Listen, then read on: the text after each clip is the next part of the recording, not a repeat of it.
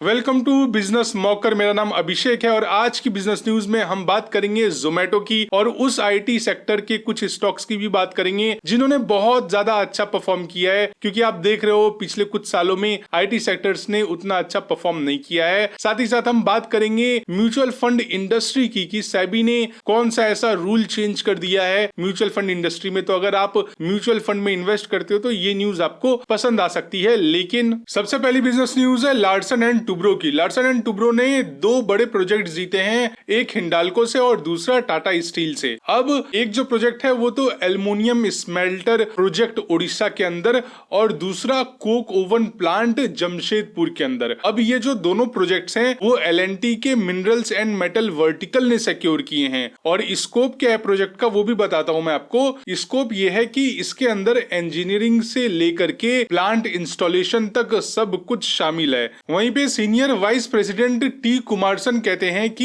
ये deal L&T की execution power और स्टील सेक्टर में स्ट्रॉन्ग पार्टनरशिप का प्रूफ है। साथ ही साथ ये डील्स इंडिया के इंडस्ट्रियल बैकबोन को और मजबूत बनाएंगी। अगली बिजनेस न्यूज है जोमेटो की और लगता है कि जोमेटो की मुश्किलें अभी भी खत्म नहीं हुई हैं, क्योंकि एम्बिट का कहना है कि एटर्नल यानी कि जोमेटो के शेयर्स में 39% तक की गिरावट आ सकती है, क्योंकि कंपनी अभी भी हैवी कैश बर्न और मार्केटिंग स्पेंड से जूझ रही है। ब्लिंकिट की बात करें तो ब्लिंकिट ने 137% की ग्रोथ दिखाई, लेकिन प्रॉफिट मार्जिन्स गिर गए हैं। वहीं पे जेप्टो, रैपिडो, स्विगी, इंस्टामार्ट, जियो मार्ट और अभी अभी अमेजोन का जो क्विक कॉमर्स का ऐप आ रहा है वो इन सब के वजह से प्रेशर और भी ज्यादा बढ़ रहा है और फ्यूचर में प्रेशर और भी बढ़ सकता है। और एम्बिट का तो ऐसा मानना है कि ब्लिंकिट को अब FY27 तक ही ब्रेक इवन मिलेगा, मतलब कि ग्रोथ के बावजूद जोमेटो को अभी भी लंबी प्रॉफिटेबिलिटी की रेस लड़नी है।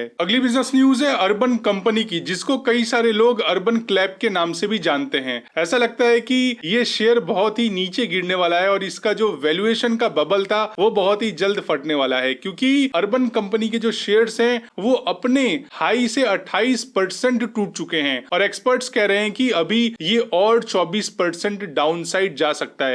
वहीं पे अगर हम मॉर्गन स्टैनली की बात करें तो मॉर्गन स्टैनली ने इस स्टॉक को अंडर वेट की रेटिंग दे दी है विद 117 रुपीज टारगेट, जबकि गोल्डमैन सैक्स ने न्यूट्रल की रेटिंग दी है 140 रुपए के रेट पर। और दोनों फर्म्स का एक ही बात कहना है, यानी कि जो मॉर्गन स्टैनली है और गोल्डमैन सैक्स है, इन दोनों का कहना है कि कंपनी का ग्रोथ पोटेंशियल तो स्ट्रॉन्ग है, लेकिन ये ऑलरेडी वैल्यूएशन में प्राइस्ड इन है। मतलब कि आईपीओ के बाद की शाइन अब धीरे धीरे फेड हो रही है। अब ये जो मतलब है कि वैल्यूएशन में प्राइस्ड इन है, इसका क्या मतलब है मैं आपको वो समझाता हूँ। काफी अच्छा कॉन्सेप्ट है। देखिए, वैल्यूएशन में प्राइस इन जब ये लोग कह रहे हैं दोनों फर्म, तो इसका मतलब है कि कंपनी का फ्यूचर ग्रोथ और पॉजिटिव एक्सपेक्टेशंस पहले से ही शेयर के प्राइस के अंदर इंक्लूड हो चुके हैं। मतलब अगर मैं आपको एग्जांपल से समझाऊं तो मान लो एक कंपनी है जिसका शेयर प्राइस 100 रुपए का है और सबको लगता है कि फ्यूचर में वो 30% ग्रो करेगी, तो इन्वेस्टर उस उम्मीद से, यानी कि जो ग्रोथ की उम्मीद है,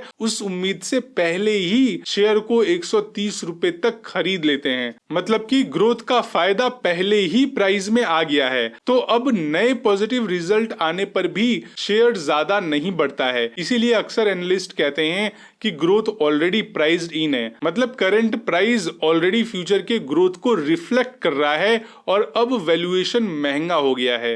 आई होप आपको ये कॉन्सेप्ट समझ में आ गया होगा और अगर इस चीज के बारे में आपको नहीं पता था तो प्लीज वीडियो को आप लाइक जरूर करो और ऐसी ही डेली बिजनेस न्यूज पाने के लिए हमें सब्सक्राइब करके बेल आइकन पे भी जरूर हिट करें। अगली बिजनेस न्यूज है पीयूष पांडे जी की। एक ऐसे इंसान जो कि मार्केटिंग जीनियस थे, क्रिएटिव जीनियस थे, उनका कल के दिन देहांत हो गया। उम्र थी 70 साल। उन्होंने बहुत सारे आइकॉनिक एडवर्टाइजमेंट्स दिए, कैंपेन्स रन किए और आप यकीन नहीं मानोगे, अगर आप आज याद करने की कोशिश करो तो वो सारे एड्स जो आज तक आपके दिलो दिमाग में छाए हुए हैं, अगर आप टॉप 5 ब्रांड्स की बात करो तो उसमें से 4 एडवर्टाइजमेंट पीयूष पांडे जी द्वारा ही बनाया गया था। चाहे आप वो वोडाफोन का पग वाला एड ले लो, या फिर जो जुहू जोजोस था, या फिर चल मेरी लूना वो ले लो, या फिर 2 बूंद जिंदगी की ले लो, या फिर फेविकोल का एडवर्टाइजमेंट, फेविकोल का जोड़ है टूटेगा नहीं, या फिर आप मोदी जी की बात कर लो, अब की बार मोदी सरकार, या फिर जो उनका कैंपेन था था, जनता माफ नहीं करेगी। ये सारे एड्स पीयूष पांडे जी द्वारा ही बनाया गया था और उनको बहुत सारे अवार्ड से सम्मानित भी किया गया था। चाहे आप कैनिस लायन की बात कर लो, क्लियो की बात कर लो या फिर पद्म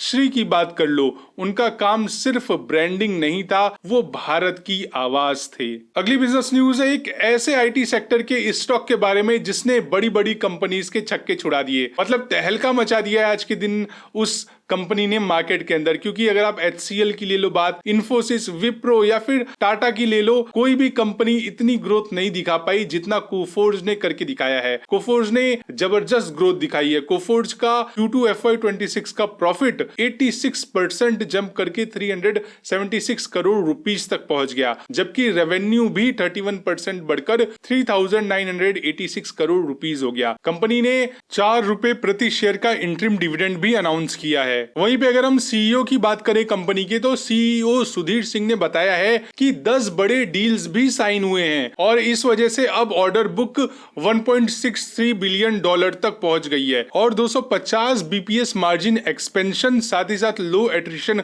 रेट के साथ कोफोर्ज ने एक बार फिर से अपनी स्ट्रॉन्ग आईटी परफॉर्मेंस से मार्केट को इंप्रेस कर दिया है। अगली बिजनेस न्यूज है सिग्निटी की। सिग्निटी ने भी कोफोर्ज की तरह अच्छा परफॉर्मेंस दिखाया है। ये भी आईटी सेक्टर की ही कंपनी है जिसका क्वार्टरली रिजल्ट अभी अभी अनाउंस हुआ है। सिग्निटी टेक्नोलॉजीज का Q2 प्रॉफिट 25% बढ़कर 83 करोड़ रुपीस हो गया और रेवेन्यू 7% जंप करके 577 करोड़ रुपीस तक पहुंच गया। वहीं पे इबिडा मार्जिन की बात करें तो वो भी 18.5% तक इंप्रूव हुआ, लेकिन शेयर प्राइस फ्लैट रहा क्योंकि मार्केट को ये रिजल्ट पहले से ही एक्सपेक्टेड था। और आपको ये चीज याद रहे कि कोफोर्ज ने सिग्निटी में 54% स्टेक 1415 रुपीस पर शेयर पर लिया था और गोल ये है कि कंपनी का वैल्यूएशन 2027 तक $2 बिलियन तक लेकर के जाया जाए। अगली बिजनेस न्यूज है म्यूचुअल फंड इंडस्ट्री से रिलेटेड। म्यूचुअल फंड इन्वेस्टर्स के लिए एक बड़ी खबर आई है।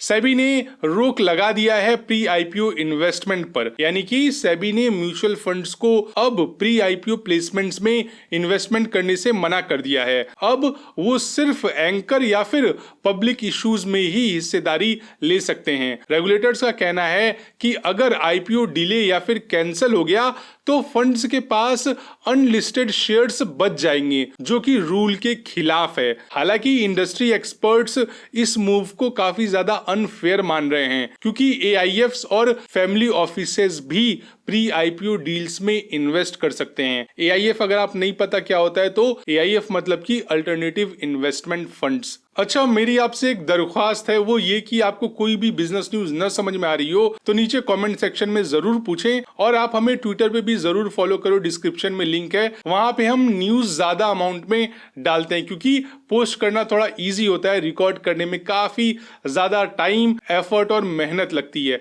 तो प्लीज उस एफर्ट को अगर आप अप्रिशिएट करना चाहते हो तो वीडियो को लाइक कर दो, चैनल सब्सक्राइब करके बेल आइकन पे हिट कर दो और लेता हूं मैं आपसे अलविदा। कल फिर से इसी टाइम पे मिलते हैं, तब तक के लिए आप अपना और अपनी फैमिली का ख्याल रखिएगा। Bye bye, take care, Vande Mataram.